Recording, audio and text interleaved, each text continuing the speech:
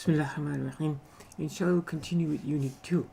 There's a section in this unit about eliminating distracting elements in the drawing. And there was things that don't belong in the drawing and they just kind of mess it up, so to speak. So, for example, if somebody were to draw this, paint this, whatever, and then they're looking at this is the real life in this side, and then they see this, right? It's a bit of an eyesore. It's like you're saying, oh, I wish that sun wasn't there. It would be better, you know. Well, an artist doesn't have to always draw everything that they see. Like things like this, they can, when they make that final drawing, they can just eliminate that, and that overall, the painting, the drawing looks better. So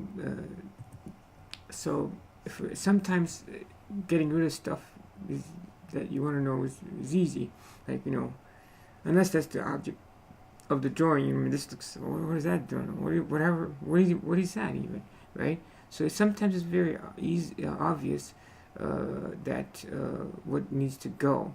I don't know why I'm doing this. Maybe we'll draw this anyways. There's another thing. What's that? So sometimes eliminating stuff that doesn't belong is easy to identify, and other times it's not that easy, and you have to to think a little bit. For example, here's a picture that apparently this person is using to draw, and they see this, right? Well, do they really need to draw all these people, these touristy people over here? What are they doing over here? No, right? So they got rid of it over here. So there's nothing over here. So they got rid of that. And then, so you don't have to always put everything in the drawing authentically. It's assumed that when somebody's drawing, they try to make it. They're not obligated to put everything in there.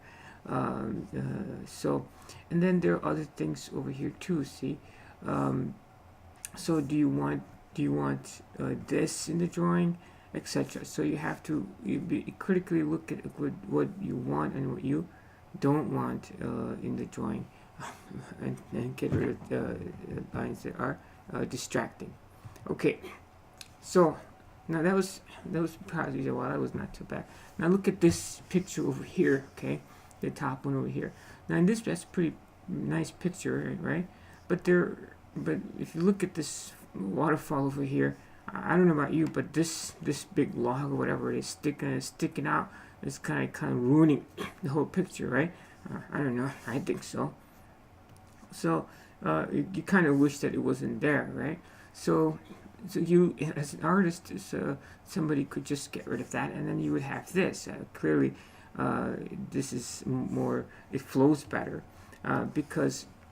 This is kind of acting like a leading line. I mean, you don't need to lead the eye right off the canvas over here, right? So so that's a distracting leading line. So everything else kind of flows. Okay.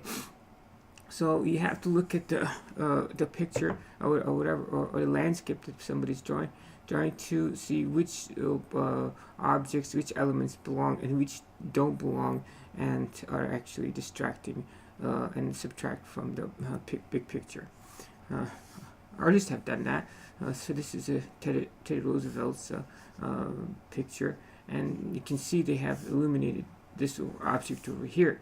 Now, if somebody's function was to authentically reproduce, apologize for the cough again. If somebody would authentically reproduce for the work, and they intentionally remove this, that's a different thing. In history, but if it's an artistic rendition of it, then they can take, quote, artistic liberty. Now, they also notice in these two things is that the frame of reference is different. In this drawing, all of this space here is pictures. All of this space is, in my mind, is dead space. Like, is this like a ghost over here? They're trying to emphasize or something, right? But this one starts right here, and this picture is better balanced, right? So, no, and then here, him over here, and the globe over here kind of balance the picture out. So you really have to analyze what you're drawing, and don't necessarily have to include everything. And this applies, of course, for landscape drawing that we're doing. So this is the final product of something like this. They have eliminated this, so it's not there. and all these are all these act like leading lines, and which are not necessary. It looks kind of like they took the dead end sign. It was a dead end, right? It's kind of ominous if you're trying to advertise it. This is a dead end job or something. No, so they took the dead end sign out, so to make it into that. So, okay. So it's interesting that, okay, that's pretty obvious to take that out. But look at from an artistic point of view, that if somebody wants to draw this landscape, I don't know, they might want to illuminate this whole road. They might not, but they might want to illuminate the whole road, right? And over here too, maybe somebody doesn't just they want to imagine how the land might have been like 100 years ago, 200 years ago, when this road was not there, right? If they want to, maybe they want to put a dinosaur or something, I don't know. So you don't even have to put man-made objects like that. Eliminate all of them. So it is kind of interesting in my mind. Okay, this place might have looked like this 200 years ago. This place might have looked like without human interference, etc. Or it just looks prettier this way in artistic rendition, right? This is how it made the place look might have looked like when the buffaloes roamed or something like that. So even big things like which might even act here as a leading lines here may or may not have to be necessarily included in the final work. Now, you don't have to like eliminate the whole thing, right? Always. For example, if you're drawing this picture over here, you might want to keep this tree or something, but it's kind of hairy. So might be. So you don't have to illuminate the tree. You can kind of chop off, and you can see more of the background or something like that. This is just an example. I think they're trying to show this how the tree would look, and once you actually trim the tree. But I'm just saying. So you don't have to necessarily eliminate the whole object. You can kind of shrink it in proportion, or sometimes you enlarge in proportion. So you don't have to eliminate. So dealing with distracting elements doesn't mean you get rid of them.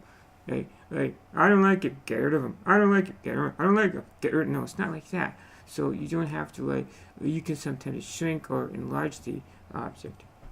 Okay, for example, over here, okay, I don't know which one's the final product or not, but if this is the focal point, it's pretty, actually doesn't look bad, but you can in a scene you can enlarge or shrink objects as well, depending on what you want. Okay, let's look at this one. Okay, I just found these pictures, and I don't think they're meant for this purpose as a demonstration. But if somebody were to draw this and if they wanted to make it look aesthetically appealing, okay, they probably would remove this. They probably would remove the shack. Now, it's not saying we want to get rid of, not show poverty to people. If that's your objective, then take a picture of the shack, for God's sake, or something like that. It's not that you eliminate everything that does not appeal to the eye, but if your objective is to show the beautiful landscape, the greatness of a place, you might not want this to be here. But on the other hand, if your objective is to show that how beautiful the environment is of these people who actually live in a place like that, maybe that's what you want. But it really depends on what you want. But from an artistic point of view, from a landscape drawing point of view, these would be elements that might be potentially distracting. Now, as I said, these pictures are not meant to be criticized in this way. I think they are fine on their own. And I'm not an artist, so all of this is a grain of salt. Now look at this, okay? If you were to do that, then you have to, if you take all of this out, this whole area would appear empty. What are you going to do with all that empty space? You have to, you still have to take account of it. So if you remove an object from a landscape, you have to figure out what you're going to do with that space. Are you going to fill it with something else? Are you going to fill it with the grass? Are you going to fill it with another object? Are you going to fill the same object with a smaller size? So you have to figure out what you're going to do with that space. And in this case, it's a substantial amount of space that you have to account for. And then you look at this landscape here. Now this tree over here is a pretty looking tree, right? But to me, it's kind of distracting. Maybe it would be nice if it was just this tree, because why is it distracting me? Maybe it's not distracting you, but you know what I'm saying? But I'm just thoughts, because this comes over here, and this looks like a very nice focus for the whole painting. maybe it would be better if this tree was just a little bit over here, and it was, it was like over, like, kind of like over here, right? Then it would balance this area, right? And then you would see all the beauty unhindered over there. It's almost like the tree is hiding something that's very beautiful in his back, right? This is kind of like everything converges over there. Why would you want to hide something like that, right? So if you put that tree over there, then there's a big void here. I don't know, maybe somebody could decide to put a tree over here to balance this out or something like that. So now, that's this one. This is a very pretty drawing. I mean, somebody might say, just leave it alone. It looks very beautiful as it is. Okay, maybe it does. Okay, but to me, I'll tell you, this is a beautiful river. But this tree is like distracting. Okay, so if you agree that the river acts as a leading line, right? In this case, the river acts as as one of the leading lines. Okay. So if the river is acting like a leading line, but this tree is distracting, it's like, the river wants to do this, okay? That's what, and then you hear, I go, oh, it's like that. That's what the river wants to do, okay? But this tree over here is kind of like in the, it's in the way. It's kind of good. The river's going here. Whoa, this tree, like this. You follow? So that tree, in my mind at least, it's a bit distracting, okay? So what can you do with that tree? Well, do you just get rid of it? Maybe you do, okay? So if you get rid of it, then you would have this river going like this, okay? If you were to get rid of this, in my mind, this area would be a little bit empty. So what I probably would do is, if I were to draw this, I would put this tree, move this tree slightly over here, so it's over here, okay? That way, once you get started, okay, the river is not disturbed from this area on, okay? And it'll balance this out. And then these two trees are also a little bigger. I would make them, they cover the river. I would make them a little smaller, okay, like this, okay, and make this tree like this, okay. So then you would have the river going like this from here. This is not bother like that. So in this case, I would move this tree over here, or shrink it a little bit and move it over here. And this, I would move this tree over here, and I would shrink this tree a little bit over here. So you see a little bit more of the river. You don't have to see all of the river, like pristine, like that will look unnatural. But there are two trees here. Maybe get rid of one of them, or make one little smaller and leave the other one as it is. So these are all the things that you can work with when you're doing conceptual drawings. That's why you do conceptual drawings. What would this drawing look like if the tree was there? That's why you do concept drawings. Okay, so I think that's all there is in this section. And there's one more. Okay, so one more drawing. This is the last one that we have. Now look at this beautiful picture, right? If you look at this beautiful picture, I don't know about you, okay, this is my personal comments. Maybe I'm making no sense, but if I look at this, okay, a nice picture, but what is this little tiny tree doing over here, right? And what's up with this branch? First of all, this branch has to go. I mean, it looks like a beautiful, perfect thing, and it's like a dead dog or something like that. It just doesn't seem proper in the place, okay?